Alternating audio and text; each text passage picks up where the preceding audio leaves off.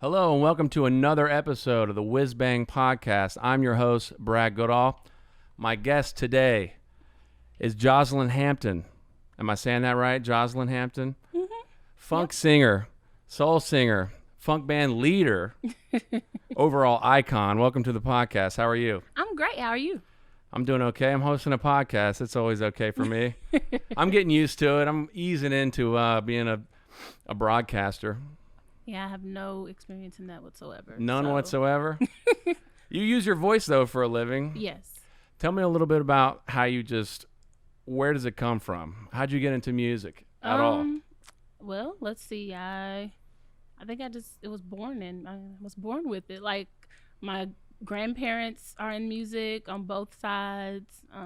My family, church, everything. Like, it's been ingrained in me since birth. In the household. Yeah. I learned to play piano the same way. It was just like there was always a piano in the house. It didn't seem like a big pivot for me to just start playing. I'm assuming that's the same kind of thing. I have in my notes here, though, your stepdad, your stepfather, has a history in the music business. Why don't you illuminate me real quick to his upbringing? Marty has always loved funk music. Uh-huh. So, and he loves Prince. So, he's always been into those things. He played in a blues band. Gotcha. Don't have me lying about the names of the people. He'd be more equipped to tell you. Because I will straight mess it up. Nah, I wrote them down. They're big names. Yeah. Buddy Guy is one of them, Yeah. I think. I have one written down here, too. Van Morrison briefly, perhaps? Is that right? Don't have me lying. I told you. Okay, so you're not trying to name drop. I ain't trying to name drop because I'm going to mess it up every time. That's the reason I have a legal pad here. I don't want to mess anything up either. But does he play in your band? Yes, he is. The Sweet Compression? Yes, he is co-leader of the band. Co-leader, okay. He basically kind of came to me with the idea of doing the band because he knows I enjoy singing. I enjoy music. Sure.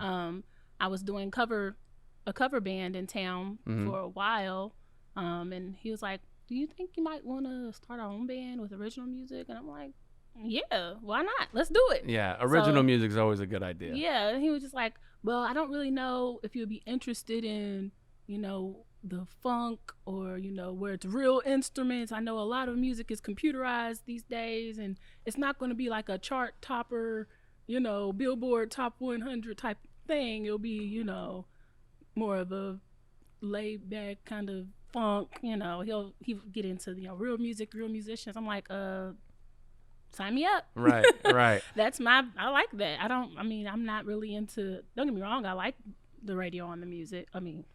Can't speak today. The music on the radio today. Same. But I'm definitely more into the old school funk, R&B, soul singing that you don't really get that much anymore these days. It's just flat foot singing type thing. Flat foot singing. What does that mean? Where you just stand up there and sing. Like you have the Beyoncés of today all gyrating and dancing while they're singing and entertaining you with every part of their body. Okay. And I'm more of a stand up there and sing type of girl. Just sing. Just sing. It's just about the vocal. Can I do all that? Right now, post-COVID, probably not. Be a little winded, a little parched. I can't do that right now. I got you. But yeah, I'm more of a stand up there and sing and give it your all. Give it everything you got. Well, you certainly do. Your band, too, is like one of the crispest things I've heard come out of a PA system in a long time. Like I saw you guys a couple of times, and you played on a bill with Ona once as well. And it's a sight to see and listen to, obviously. It's like, I know what you're talking about with making music directly for the radio, but like, if it's not authentic to you, it's not going to work anyway. I agree. So you definitely have to just do what you know and what works for you and maybe try to adapt it as you go along. Mm-hmm. Tell me about a little bit like your influences as a vocalist. Because I am a self-taught vocalist. I have no technique. I blow out my voice after one gig. This might become like you just a vocal lesson if you want to do that. Well, my influences, of course, growing up were all same as pretty much a lot of other people's, Sure. The Aretha, right. Shaka, Whitney, even Mariah Carey. I loved to hear her hit those high notes and Sure. things. So, and then of course you have inspiration from church, even my own aunts and grandmother and people who would tear the house off, the roof off the church, Yeah. So I kind of try to put all of that into everything that I'm doing. Of course, I did college for a little while, and I ended up doing opera.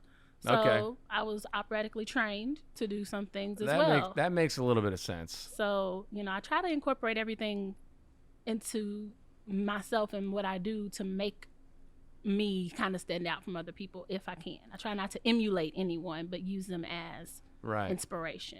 Right. Where'd you study? Kentucky State University. Okay. That works. Maybe that's what I need to do. I need to study opera just so I can learn how to sing my own little songs. I will say, doing opera, it was really hard to go back into R&B because you use a different part of yourself. Like, really? I mean, you still need to engage your diaphragm and breathe and, warm up, which is something I've been horrible at lately. Warming up? I have not been doing it, and it's like you'll end up, like you said, blown out by the end of the gig. You have to warm up. If you don't, you'll be... Okay, warm up. I need to warm up. Let me write that down. At least 5 minutes, at the very least. I never warm up, and it totally makes sense. And it makes a huge difference, I'm telling you. But did you like, because I know like in the jazz world, like if you're learning jazz saxophone or like jazz vocal or whatever, I mean, you'll transcribe and then try to like imitate it. Did you do the imitation thing of like singing along like note for note with these? Okay, that's what you did. Absolutely. Yeah. I mean, for me, like ad-libbing and things is not something that comes extremely natural to me. I basically even when if you see a show, a lot of the times you could probably sing along with me. Yeah. Unless something just changes in the moment, which of course that happens, where you'll decide to go somewhere else. And when I do, the band usually like, oh, that was different. The keyboard player's looking around. I don't know what it is about keyboard players and looking around going, are we playing the right thing? Because that's my role in my band, is just looking around making sure everybody's doing what we're supposed to be doing. Yeah, and even if we're not, people make mistakes. We'll look at each other and laugh and keep on going. Yeah, that's all you got to do. What you do. Okay, that's interesting. So maybe that's what I got to do with trying to learn voice, is I gotta pick somebody. I don't even know my range. I'm assuming just by my speaking voice, a tenor. Yeah. If you're talking, do you even know what my vocal range is just talking to me right now? It's impossible to tell. Listen, you have Mariah Carey who sounds like a bass when she speaks sometimes. Like, have you ever heard of speaking voice like, hi, I'm Mariah Carey? Like, whoa, wait a minute. But she up here in the Tweety Bird land singing. So you can't really gauge that off of someone's speaking voice. Okay. I would just say, you said you play the keyboard. Right. Do it.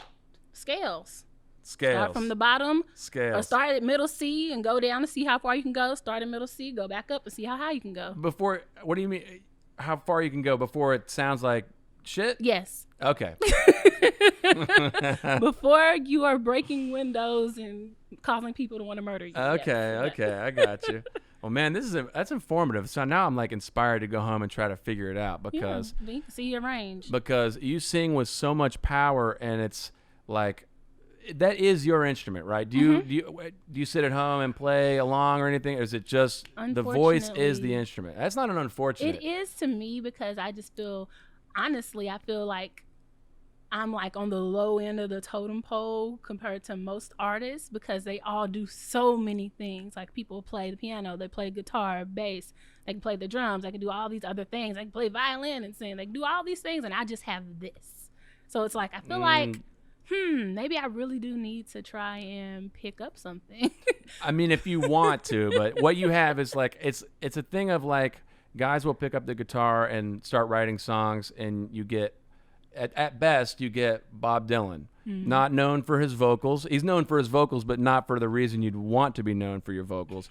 So we pick up stuff and we just try to do what we can with it. But I think your voice has probably punched through a level of understanding and expertise that most people don't when you dabble with 6 instruments and production and all that stuff. I will say that I strongly believe that I was supposed to be a drummer. Really? Absolutely. Why is that? Because it just sits in my soul. Like, I still to this day, when I get behind a set of drums, it's going to sound like shit, I assure you.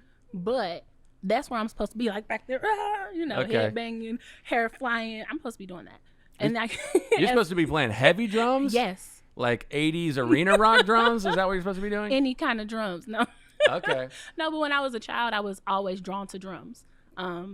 in the church, of course, I'm a girl. Drums are important in church. Well, they are, but I'm also Drums a and girl organ. in the church, and girls don't do the drums. Girls not supposed to be back there. Get away from those drums. So yeah. Nah, I don't know what it is about the drums. I started off on drums too. I played trombone first, and then I played drums for a long time. Every musician I ever come across, they're like at sound check or whatever, they're itching to get behind a drum set. The drums have a gravity to them that everybody wants to learn how to at least play that one loop from their favorite song or one little drum break, and everyone gets behind the drums and plays that same doom doom gan gan gan gan gan. Everyone has that. I couldn't even do that. You couldn't even do that? I was more like I don't know. That's pretty good pocket. you know. You could get that a lot was of pretty much all I had. You could get a lot of gigs doing just that. That's all I had. All right. I think you're downplaying your ability to probably just sit down and make something happen musically at the drum set. I plan on it one day when I get my own place with installation, not disturbing everyone. Trying to sound like crap until I get something going. I gotcha. Tell me a little bit about your debut album that came out in what, 2017? I believe it was. It's self-titled. Yes. Tell me a little bit about how that came together. Well, at that time, Marty had pretty much composed everything, so he had all these all the instruments laid out. He had everything he wanted it to sound, and we kind of just sat down and was like, okay, what is this song going to be called? Okay, I have some ideas about some lyrics. What do you think about these? Okay, let's scrap that. Let's put this in. So we just basically worked together to come up with the lyrics of the songs, but majority of the composition was all Marty, and the production was all Marty. Where'd you record it at? Dwayne Lundy's Shangri-La. It was at the time called Shangri-La Studios. Now I think it's called The Shangri-La? No, okay. They're in Lexington. Not the Shangri-La in Southern California. No. I was gonna say you guys could hang out there. I think it's the Lexington Company now. I think that's what it's changed it to. I could be wrong. You guys would fit right in Shangri-La. I'm telling you, you guys are really, really tight. I love those boys. I'd do anything for them. So. I got you. So you kind of tag team developing the lyrics and the overall message of the sound and the lyrics. Mm-hmm. Okay, I got you. Yep. You have any ideas? Are you working towards like a new album? Are you coming up with parts on your own? Our new album is actually done. Ooh, there you go. We are waiting to put it out. We haven't done that yet, but it is done, and I love it. And great. Hopefully everyone else does when it does become available soon, hopefully. Yeah. No later than the beginning of next year. It's always that difficult thing of people coming up to you and asking you, sometimes on a podcast, but mostly just in public going, hey, where's the next album? When's the album? It's already and done. We were at least a little bit productive during COVID. So good for you. We got it all finished. Good for you. Well, I'm trying to think if I have another question for you. Biggest influence vocally, if you had to choose just one that you could only, let's do a desert island vocalist. It would have to be Whitney. Whitney? It would have to be. I love Whitney. Mm-hmm. You know what I also love about Whitney's songs is the keyboards on them have these like a lot of the 80s ones with the DX7 and all that stuff. I play along to that stuff all the time. But that's your desert island no matter what. That would be all-time. My biggest influence, I would say. Absolutely. Pretty good influence. I think she's pretty well regarded vocally. She's all right. That's a pretty good one. Well, thanks for coming by today. Joslyn Hampton of Joslyn and the Sweet Compression. This was a blast. Thanks for talking to me. Thanks for having me. Of course.